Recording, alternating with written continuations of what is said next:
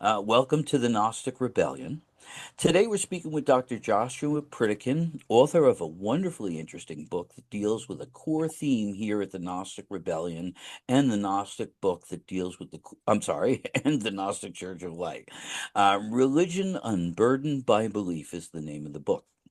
We'll introduce him in a moment, but you'll find immediately below this video, in the description, you'll find a link for our donation button at uh,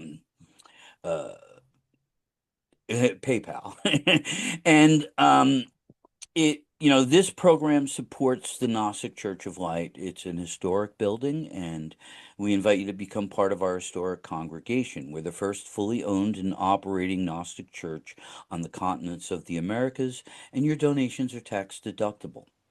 While you do that, we'll extend this blessing. May wisdom and divine providence increase the unique genius of our congregation and bring us to health, wealth, and increase of days. Okay. Having earned his PhD in psychometrics in quantitative psychology from the University of Virginia, Dr. Joshua Pritikin, during his academic career, contributed to 10 peer reviewed publications and now maintains a practice in White City, Oregon. He runs Estrella Counseling and holds a level 3 certification with the IFS Institute, which perhaps we'll talk about a little bit later. But it is his book, Religion Unburdened by Belief, that brings us here today.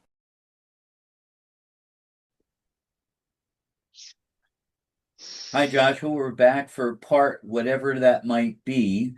Um, uh, Continuing with your book, Religion Unburdened by Belief.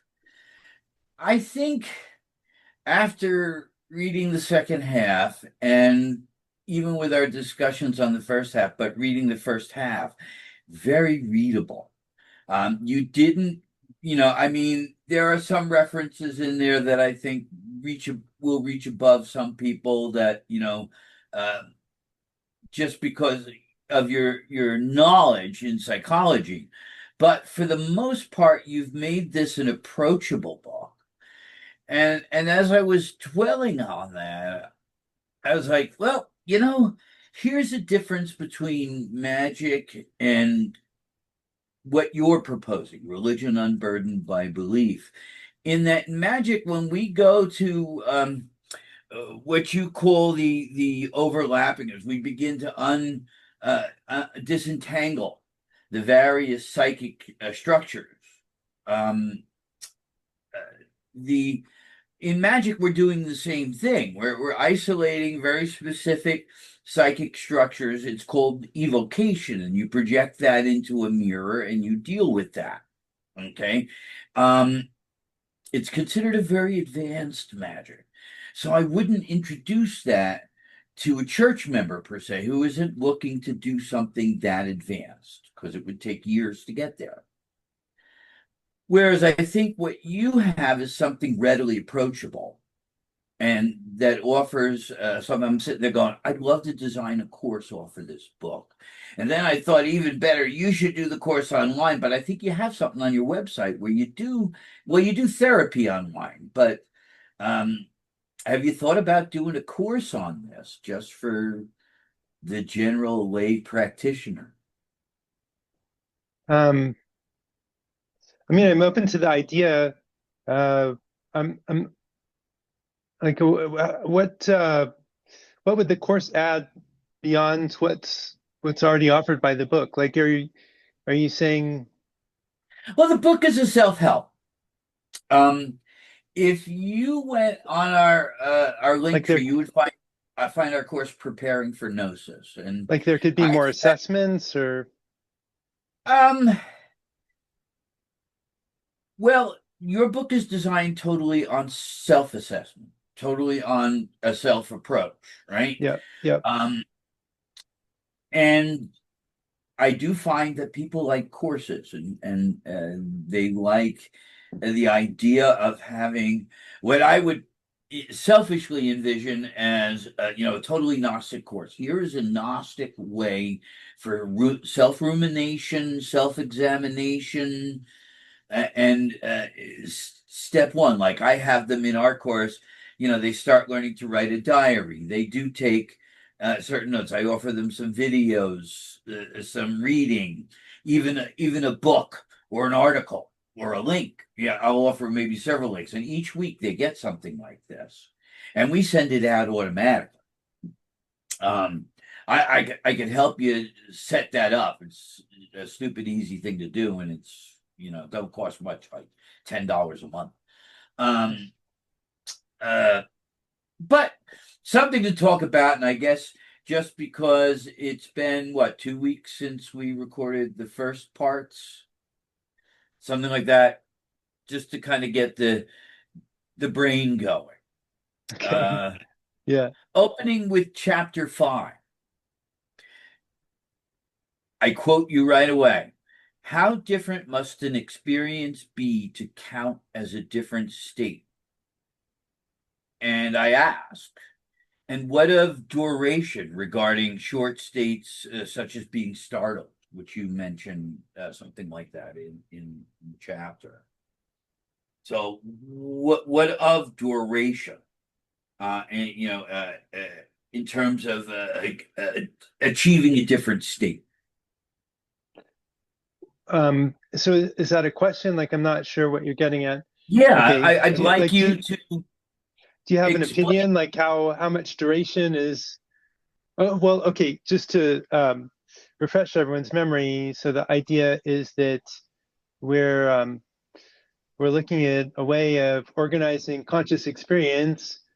So like if we're going to explore consciousness, we need some way of organizing it so we know if we're exploring it or not.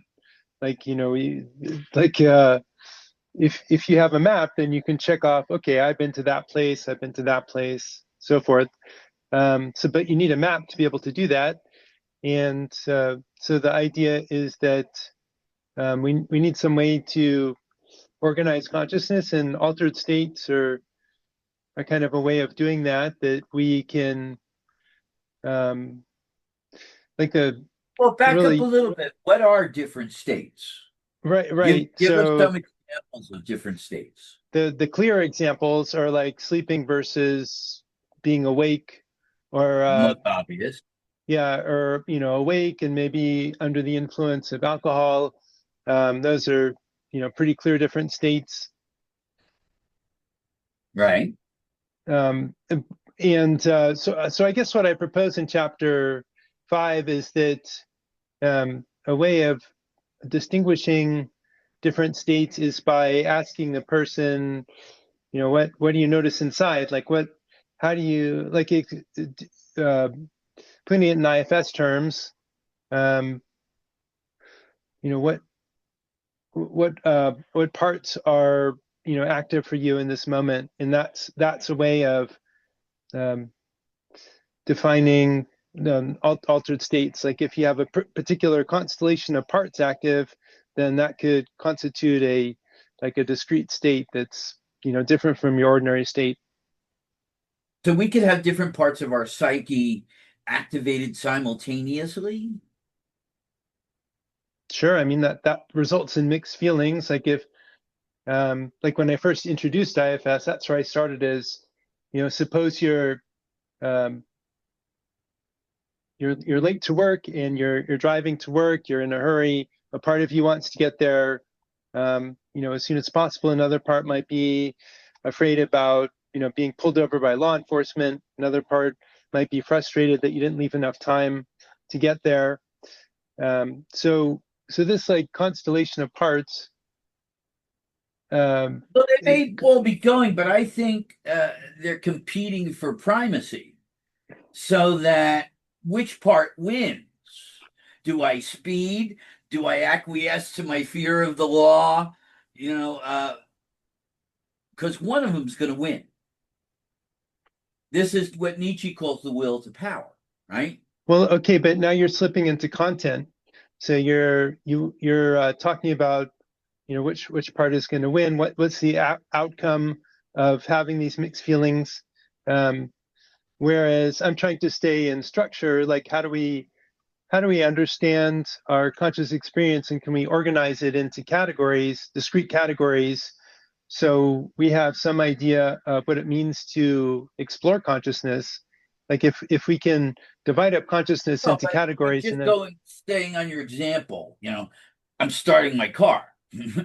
I'm not going to examine all the discrete parts of my psyche that are now activated as I'm late for work. You know what I'm saying? I'm going to make a very spontaneous decision. And even those into, the study of the brain, um, in neuroscience, they tend to say that that decision's made before you even make it consciously. yeah, Okay, right? yeah, okay, sure.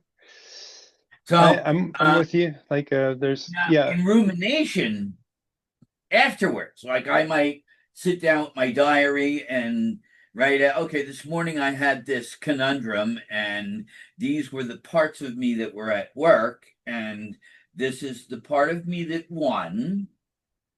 And now, of course, I think one of the most fascinating things that you talk about overall is which part do I identify with in the moment?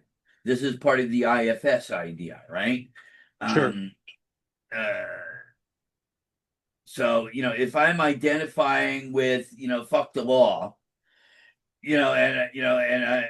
maybe I'm bringing in all sorts of unconscious elements. You know what I'm saying? I'm still living my teenage years. I wasn't satisfied in something, and I'm hearing the Clash and the Sex Pistols in my head telling me to grind it all down. Um, whether those explanations are there or not, um, again, well, first of all, it's fascinating that we can apply the self to any one of these different psyches. We can say, okay, I'm going to identify with my hurt in the moment, my anger in the moment.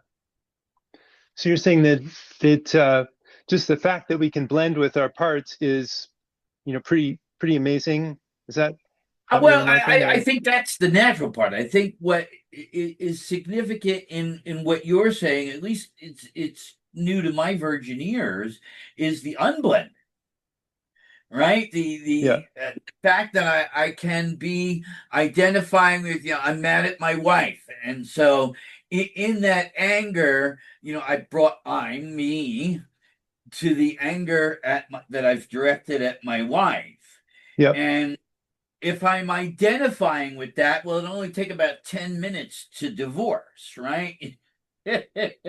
So, I have to kind of pull myself back from that, right? And start to qualify that anger, to understand what that is. And I believe that's where you were going a second ago before I interrupted you. yeah, yeah. That's um, I mean that's yeah, that's one way of going. Like I feel like you're jumping around. You started out with, what is consciousness and how can we explore it, and now we're getting into Well, I kind just of took the what you have. I just took what you have and what you gave, and I was okay, responding. yeah, we're That's just all like I we're did. having a conversation. Is that what you mean? Yeah, we're having We're a just conversation, and if you've got something interesting to produce, but I got so many notes here. I mean, this stuff is like, I got papers. okay. So, we'll get back to it. Yeah. Um, Um, and getting back to it, um, you talk of two meditators, and you give the example: one experiences stillness, and the other experiences vivid imagery. So you talk about how uh, we are each different in these spiritual experiences we can be having. You bring up meditation, but also in how we can perceive different states, because this is what you're talking about at this point. yeah, exactly. Um,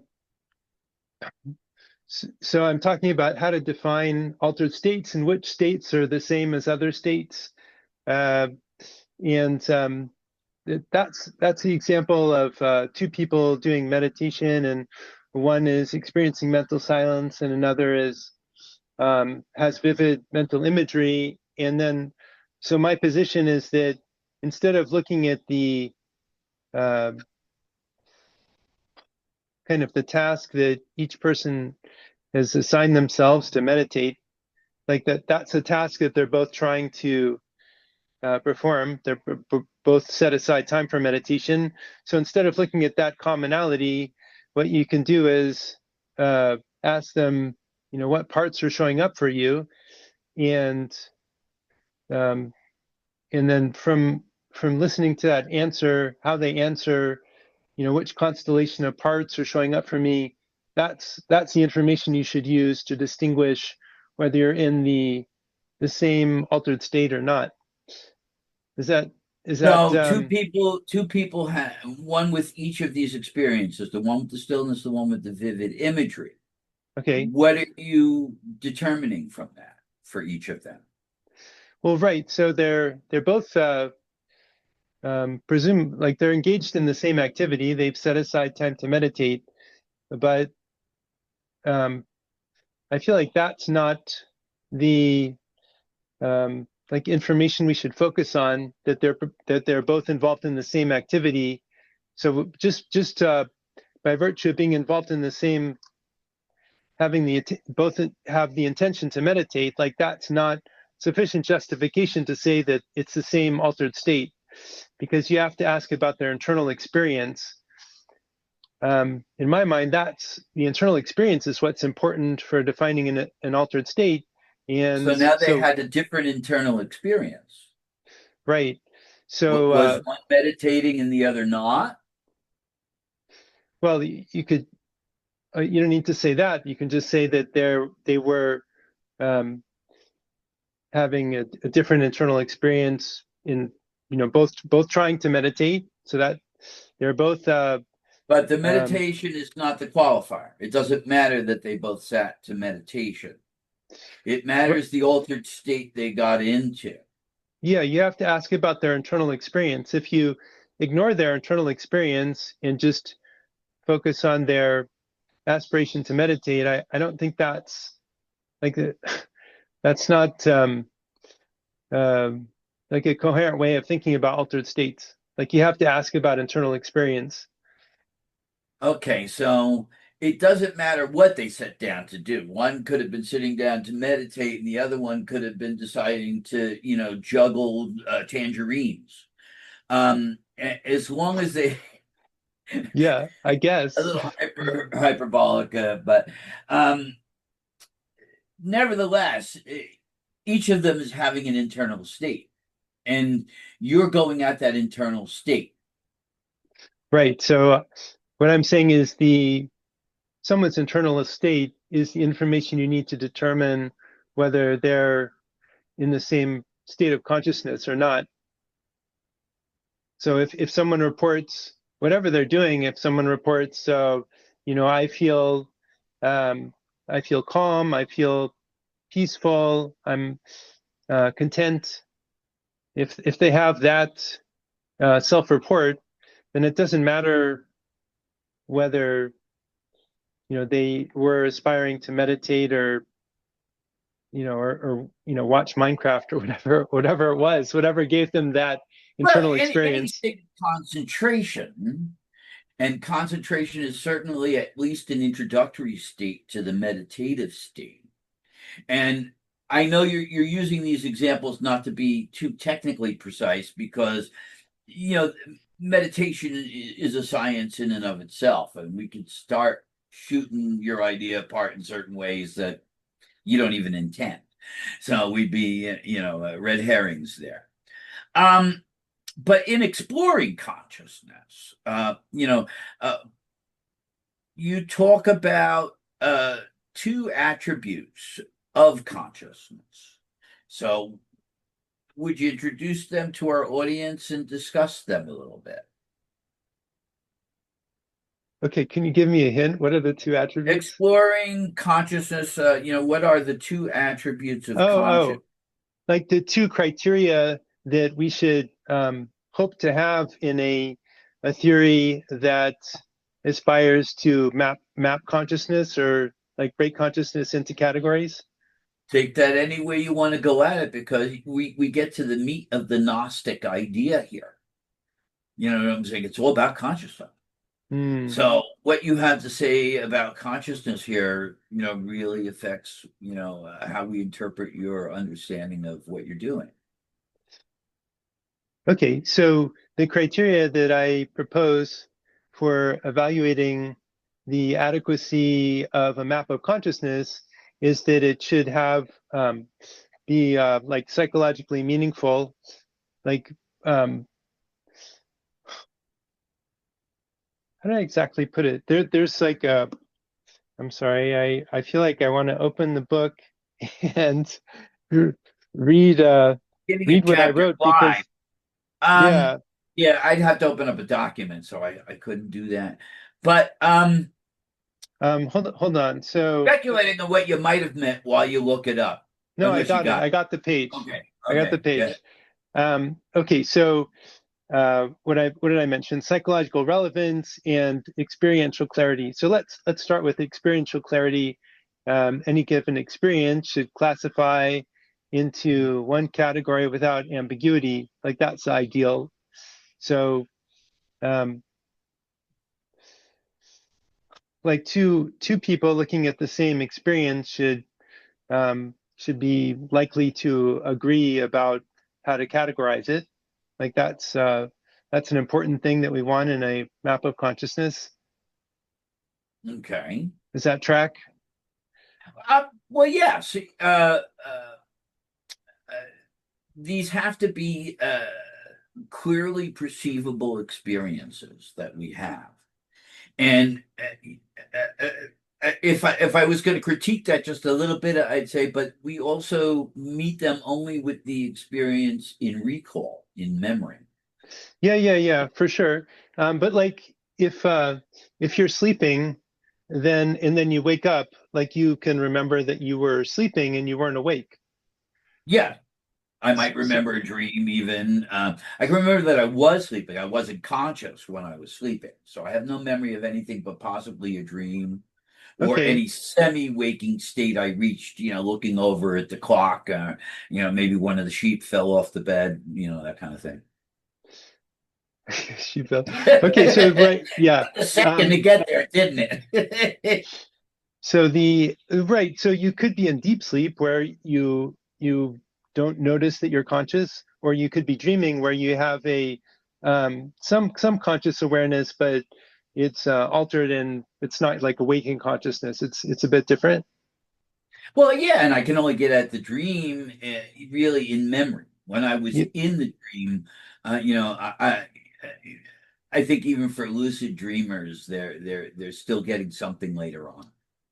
And I'm not so sure I buy too well into lucid dreaming.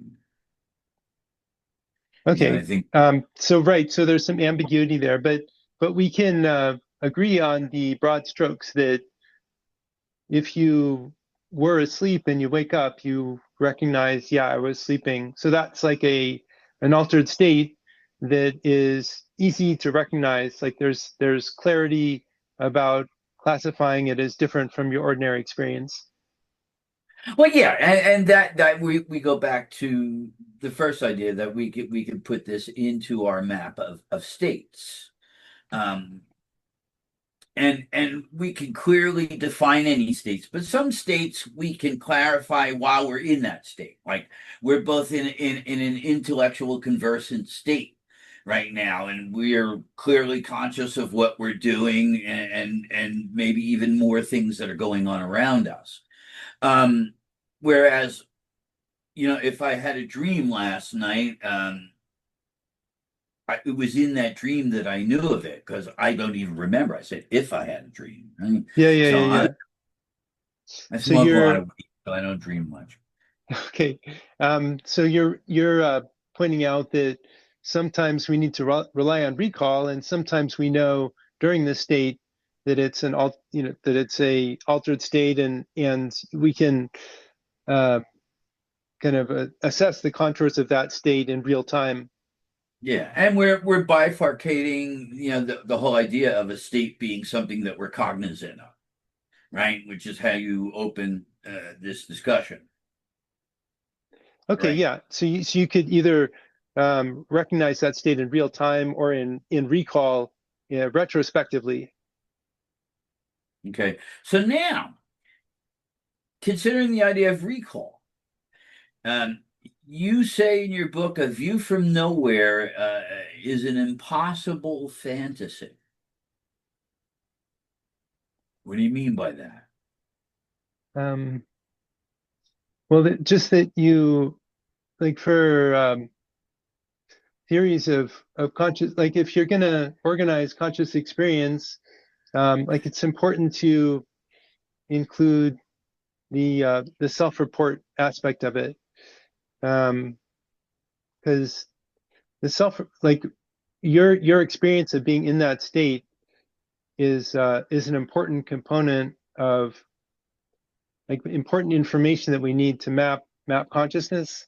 Maybe let me talk about psychological relevance as the other criteria. I think that would Okay, clarify good. it. Um, so I was getting too abstract. So distinctions between altered states, like if you have two altered states that are different, they should have um, different psychological uh, implications for you. So, like, here's a counterexample: is categorizing experiences based on their content. So, like, whether someone is seeing light or darkness, or hearing sounds or silence, um, could probably misses meaningful distinctions. Like, it's more important to uh, assess how you feel. Like, it's if you're going um, to like if you're going to ask someone, okay, recall some experience you had. Let's analyze that experience and try to categorize it into um, according to our map of consciousness. If we're trying to uh, like we're picking an experience and categorizing your experience in our map of consciousness, then the it's important to ask you how you felt in that state. Like just looking, just Well, our feelings always go along with any state. You know, we're and even our feelings on recall can change, and you know, and may not even be well remembered. But that doesn't mean that they're less important. They're just as important as what we understand. And I think as we tell the story of that experience over time, we see the development of our assessment, our integration of that experience, you know, as we get through time. I think that's reasonable to say, right?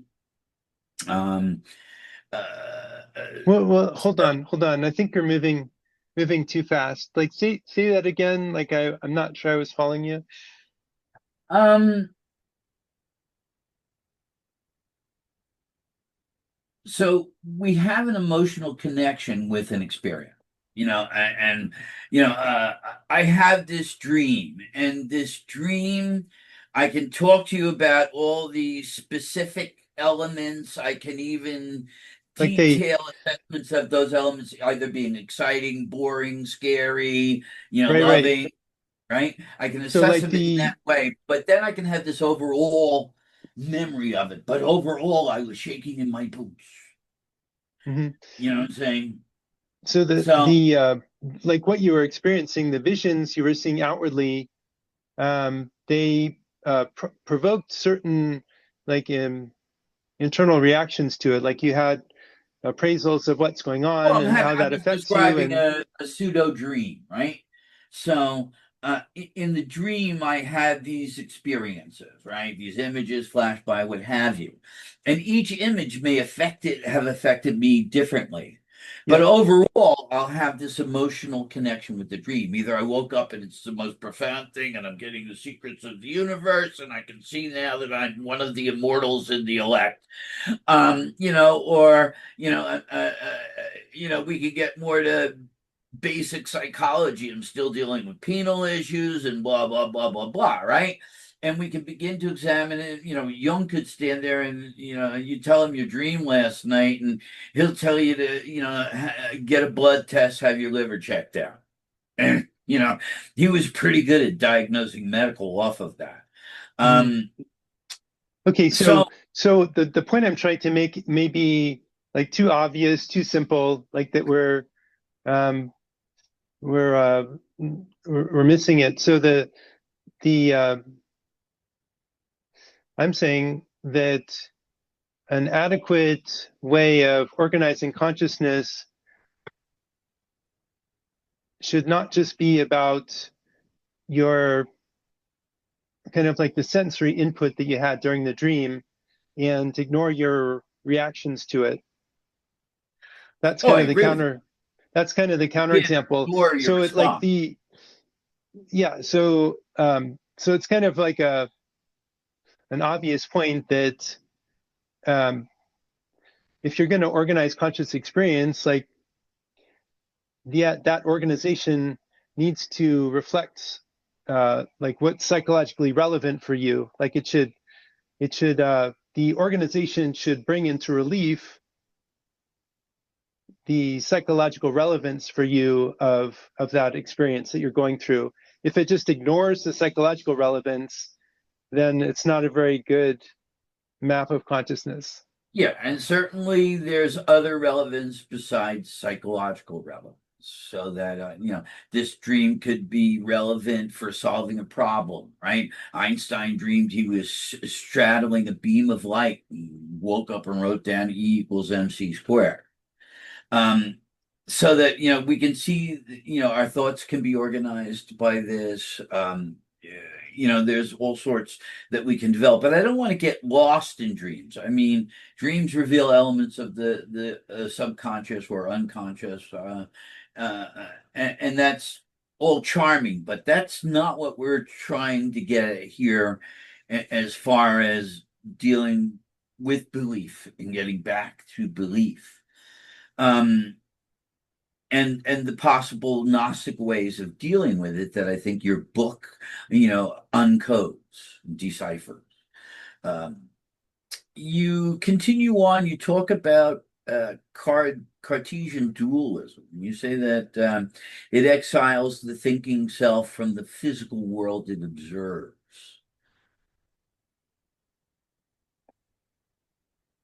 Yeah. So okay. So maybe we should just try to define Cartesian dualism. Yeah, Um, go ahead. I'm not sure I can do it off the top of my head. Uh, Well, I think therefore I am. He decided to doubt everything. And mhm. he doubted even his physical body. And so the only thing that he didn't doubt was his mind that was doing the doubting. Okay. And so, Yes.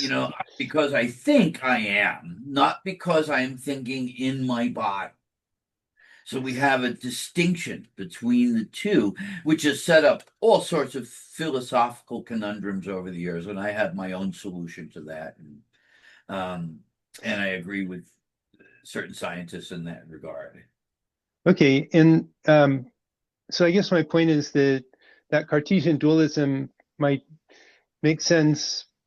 Like it might feel true, like or is like a reasonable way to organize things for a moment, but then it kind of ignores the strange loop of that you need a body to have um, to have a rational mind depends on having a body, and so like it like this Cartesian dualism kind of tries to ignore those dependencies that are Well, I think I think brought into relief by like Antonio Damasio has that the book Descartes' Error that shows that all kinds of um, different uh, forms of brain damage can affect um, your ability to reason logically in different ways, so that it's really showing the dependency between the physical substrate and your ability to think rationally that shatters the idea that rational thinking is can stand alone from all the things it depends well, on. well. you make some valid points, and that I would say are very, very important points. In understanding that certain regions of the mind process certain things, of the brain, I should say. And so, if we consider mind as soul, psychologically, um, then we get to the fact that the brain's malfunction can prevent the soul from utilizing the brain to its full capacity, right? We've seen people in these kinds of situations where, just before dying, even though their brain's not functioning, they kind of wake up and they're fully functional for a moment. They have their memories and everything intact, and they kind of say goodbye, and then they lay off and die.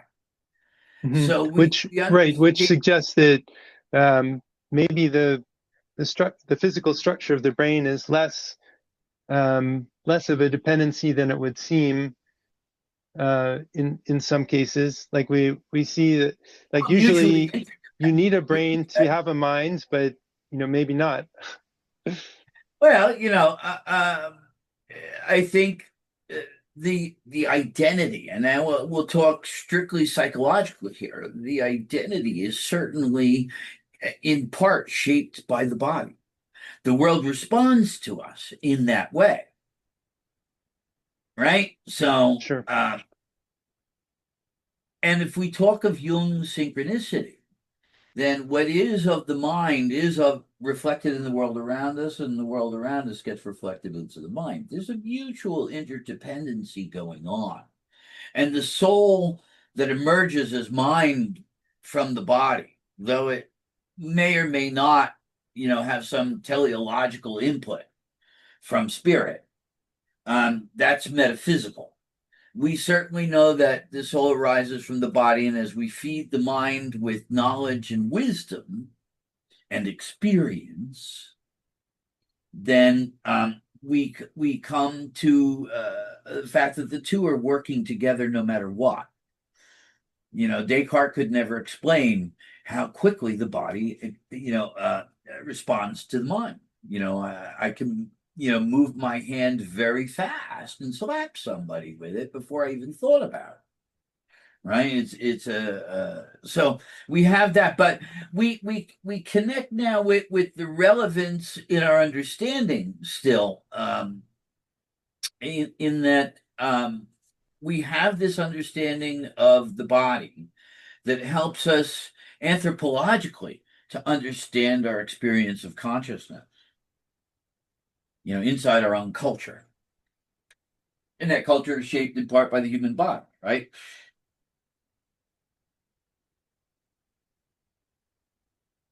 In part. Okay. Yeah, I'm just trying to make sure I understand where, like the context, like how your answer fits into the bigger picture of the conversation. Like you started. Let me see if I can remember how we started talking about this. So you mentioned Cartesian dualism, and then we had some counterexamples why that doesn't work. But maybe even going before that. Um, okay. So I think you start out with like the view from nowhere, so that um, Well, yeah, but when we kind of walked off of that a little bit fast, because where I wanted to get to in that is um uh the NYU professor who wrote the book of you, Thomas Nagel, mhm. and his book, The View from Nowhere, really makes an argument that that view is attainable. And he puts it in a language that parallels very much the magical idea of the magician crossing the abyss, stepping outside the self for that brief glimpse, which he talks about in The View from Nowhere. A brief glimpse of it you can hope for. Uh, Um, okay.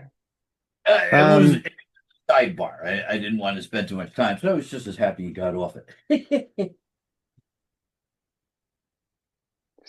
I mean, I'd be curious to understand what so that he's suggesting there is a way to have a view from nowhere, and I guess I'm wondering, like, does that count as a view from nowhere, or is it just like a special kind of view from somewhere?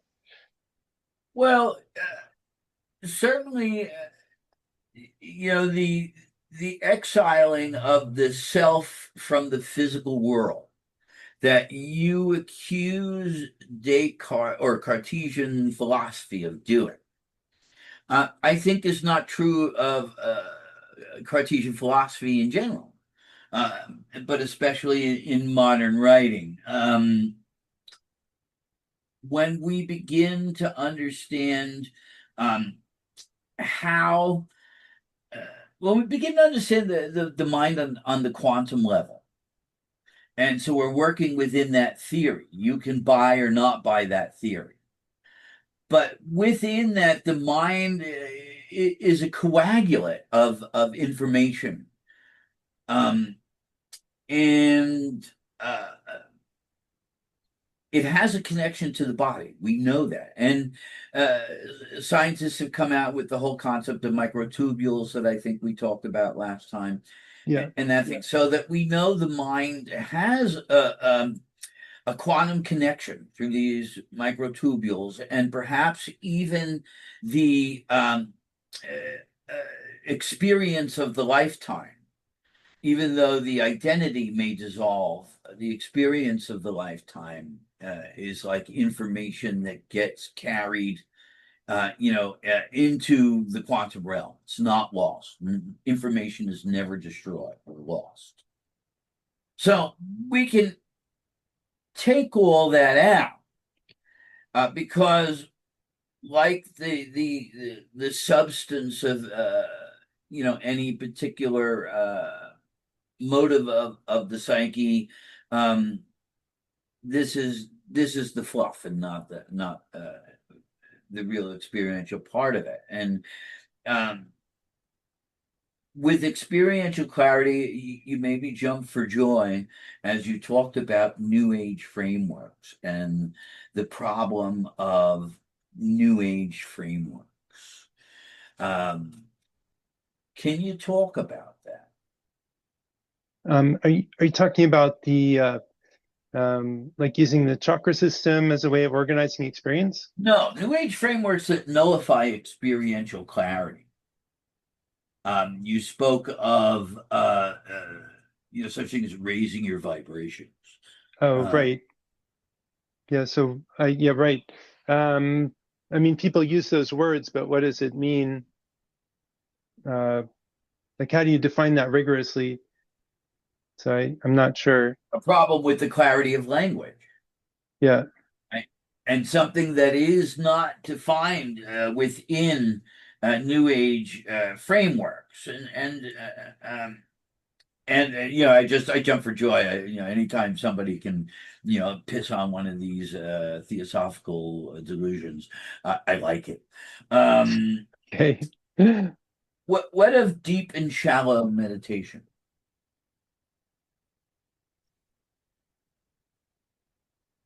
Well, deep and shallow meditation. So, are we going back to discussing how to distinguish different states of consciousness? Yeah. Okay. So, I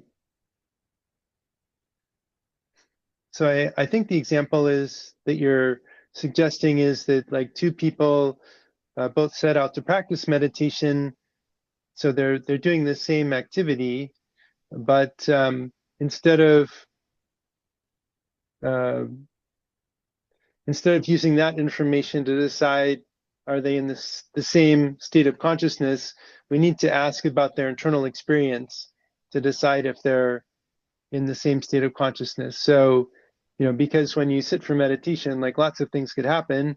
You could feel like calm, like an effortless calm that is infrequently interrupted, or you might see internal visions of whatever urgent concerns are uh, are hounding you. So like what maybe So I would call that a weak state, right? Would are we measuring the depth of the state here, or are we classifying them as two completely different states?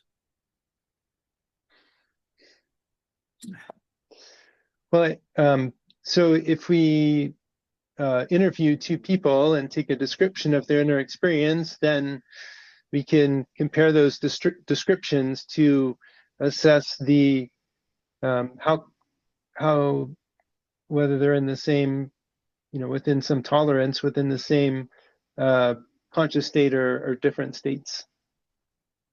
Is that what you're getting Yeah. at? Yeah. Well, yeah, I'm just tending towards the science of assessment there. And certainly, as we briefly discussed a little bit earlier, the whole idea that there's a whole science behind meditation. So, like, for example, dharana, which is a state of concentration, is considered slightly less deep than samadhi, which is a total union between subject and object, that there's no difference between them. We could look at, having visionary experiences as like, uh, astral projection if it's directed in some way. But if somebody's just being overwhelmed by, emotional disturbances, whether positive or negative, or any of the other contents of the mind, then we can assume they're not meditating at all. They're Yeah, just yeah, sitting and there. I love those descriptions. You're describing um, distinct experiences that can arise, for people that all are trying to do this activity called meditation. So we shouldn't say that everybody who's practicing meditation is in the same conscious state. And you've given examples why, that people can have very diverse experiences in the same, even though they set out to do the same activity. But in order for clarity, we need to define each of those states. We're beginning to fill out our map a little bit more. Oh yeah, sure. Yeah, we can ask people to self-report about and describe the state they're in and use that to characterize it. Yeah. So,